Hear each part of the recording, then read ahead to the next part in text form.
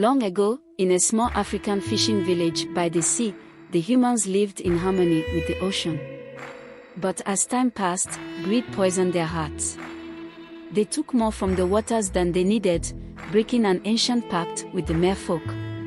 Enraged, the queen of the mermaids declared the ocean closed to humanity. Storms lashed the shores, and the once bountiful seas turned barren. Years later, the humans had all but forgotten the merfolk, believing them to be legends. But the ocean never forgets. In this village lived a young fisherman named Ebuka. He was a dreamer, always gazing at the horizon, longing for something beyond the ordinary. One day, while walking along the beach, he stumbled upon a woman.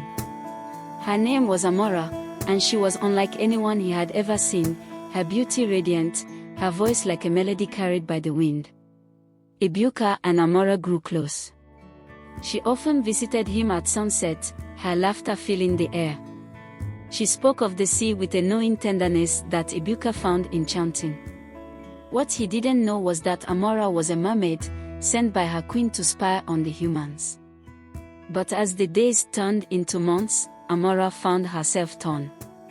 She had come to punish the humans, but in Ebuka, she saw something different, a kind heart and a longing for peace. Against all odds, she fell in love. One evening, beneath the full moon, Ebuka confessed his love to Amora.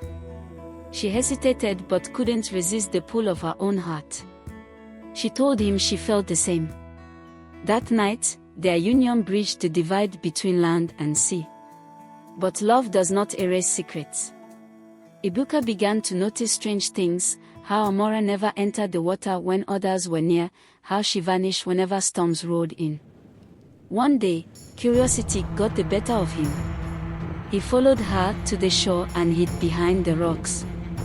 To his shock, he saw her slip into the waves, her legs transforming into a shimmering tail. She was a mermaid. Ebuka confronted her, and though she begged for his forgiveness, he felt betrayed.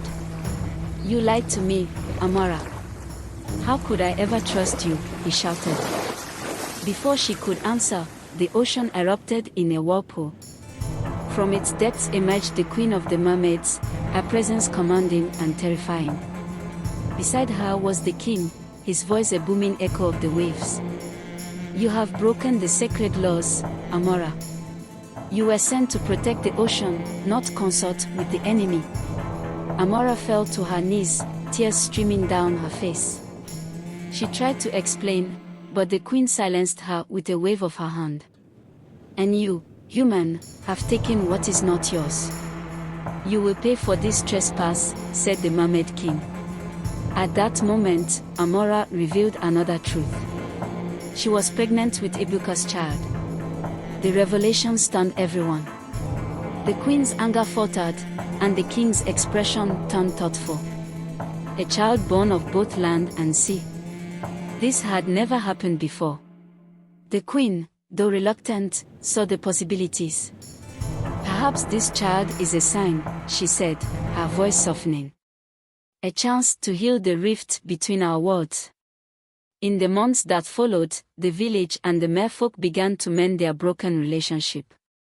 Ebuka and Amora's love became a symbol of unity. The merfolk taught the villagers to respect the ocean once more, while the humans shared their stories and traditions with their underwater kin.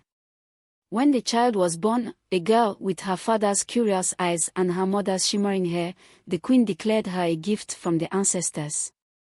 She named the child Naya, meaning a peace. Under the light of a crescent moon, Ebuka, Amora, and their daughter stood at the water's edge, surrounded by both villagers and merfolk. The queen raised her trident, and with a voice that echoed through the waves, she proclaimed, "Let the sea and the land remember this day. Love has restored what hatred had broken."